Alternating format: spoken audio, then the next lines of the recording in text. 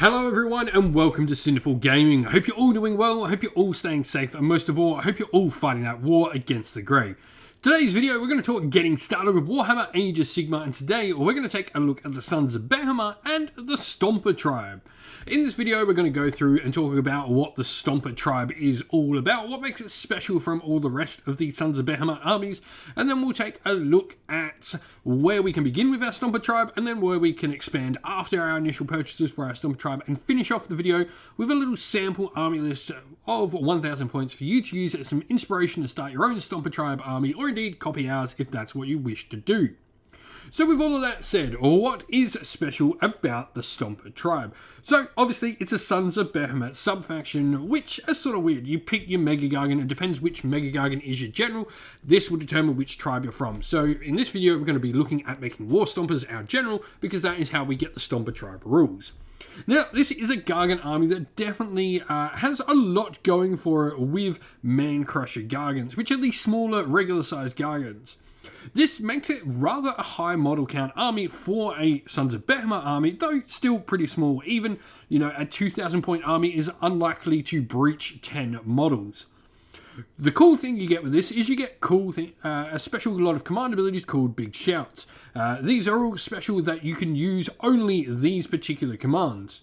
You got to get a move on, you slackers, where you can, if you do so until the end of the phase, when you make a run roll for a friendly Mancrusher unit that's within 18 inches, it's treated as being a 6. You then get to get +1 to your shooting attacks, you get reroll charges, you pretty much get all the standard sort of abilities you would. You can reroll save rolls of 1 in there, and you can get Battle Shock immunity as well. But where it really comes into it, and where I think this is going to be an interesting army going forward, especially with the Horde season of the General's Handbook coming out soon, is we've got great abilities for Horde killing called Getting Stuck In. We add 1 to the damage inflicted by each successful attack made by friendly Mancrusher Gargan units that target a unit with 10 or more models, add 2 instead of 1 if they are attacking a unit with 20 or more models. With the fact that we are looking to potentially see Hordes come to the table as the new General's Handbook comes out, I think Stomper Tribe definitely is going to have a place in the new version of Warhammer Age of Sigmar. So with all of that said, let's take a look at where to begin. And so it should come as no surprise to anyone that the place we start with this army is we are going to start by looking at getting a War Stomper Mega Gargan. This is the Gargan that is going to make us a Stomper tribe. Now, he's got his same sort of attacks as a lot of them. He's got the Death Grip for 1 attack at 3/2, Ren 3 damage D6, and jump up and down for 4 attacks at 3/3, Ren 2 damage D3. His special thing is his Titanic Boulder Club, which has an amount of attacks, interestingly, based on some abilities he's got called his Titanic Boulder Club ability. The attack characteristic of this is equal to the number of enemy models within 3 inch, adding the Titanic Boulder Club value on the attacking model's damage table, which starts at +4 to the total. And if the unmodified attack characteristic of Titanic Boulder Club is less than 1, count it as being 1, and it can go to a maximum of 10. So pretty cool stuff there. So potentially looking at 10 attacks coming out of this at 3/3, Ren 2 damage 2. He's then got, his standard sort of Sons of Behemat ability where he can stay alive for anything that would auto-slam, just as D6 mortals instead. You subtract 1 from bravery while within 3 inch. He falls over when he dies. His almighty jump, you can reroll hit rolls for his jump up and down attacks unless he's targeting a monster. Crushing Charge allows him to do mortal wounds on the charge. His Death Grip, reroll 1s of hit if he targets a monster, and he can hurl people around the table as well, along with having the Long Shanks ability, allowing him to move around the table a lot more freely. He's a pretty solid stat line, 35 wounds, a move that does degrade over time from 10 to 6 inch, 4+ save, and bravery 7. So a really solid place to start the army with. He's the Mega Gargan we're going to be wanting to take, and he's going to be great at using all those special abilities as well on his friends around him. Now, looking at the other unit that is really going to make up the bulk of the army, we have Mancrusher Gargans. Now, Mancrusher Gargans can be taken in 2 different variations. You can take them as a singular Mancrusher Gargan, or in a Mancrusher Gargan mob, which is 3 models of Mancrusher Gargans. Now, when you take the Mancrusher mob, this counts as 3 battle line choices for your army, or each single Mancrusher by themselves takes as a singular battle line option. Now, Mancrusher Gargans, what have they got going for them? First of all, 12 wounds, movement 8, 5 up save. They've got their Mighty Kick, which is 1 attack at 3/3, Ren 2 damage D3, and an Headbutt in there for 1 attack at 4/3, Ren 3 damage at the start is 4.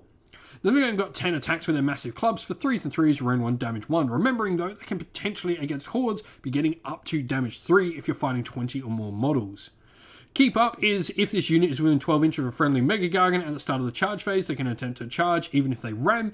The Stomping Charge ability allows them to do some mortal wounds after they charge. They can pick up models and stuff them in their bag and insta-slay. And they also fall over and do mortal wounds like a Mega Gargan, although not as quite reliably.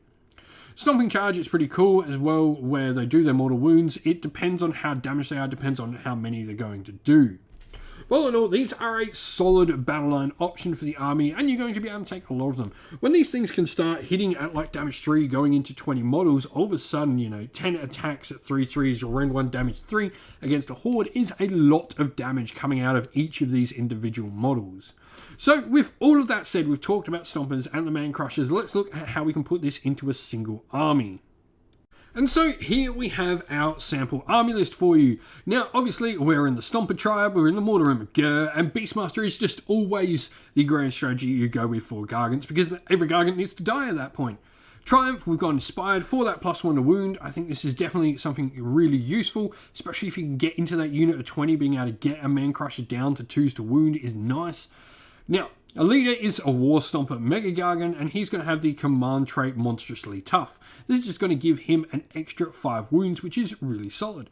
And then his artifact, we're going to have the Ironworld Cestus, which effectively will allow him to re-roll his armor saves. And in addition, if he ever successfully makes a re-rolled save into a 6, if it's from a melee attack from an enemy unit, that unit will take a mortal wound after all the attacks have been resolved. For battle line, we've got 3 singular Mancrushers. I just think at smaller points value, you're wanting as many different units on the table. So definitely taking 3 individual is better than the single unit of 3 at this point. Though, that does trade off that you're only giving the benefits to one of these. I think definitely when you go into large games, Inspired is much better on a unit of 3 Mancrushers going into a nice big blob of troops. These guys will absolutely wreck something like a 60 blob of zombies in a unit of 3. Core Battalion, we've gone for a Foot Sloggers Unified Battalion, which is just going to allow the whole army to be 1 drop, 980 points, 71 wounds is slightly above average of where we would be at this part.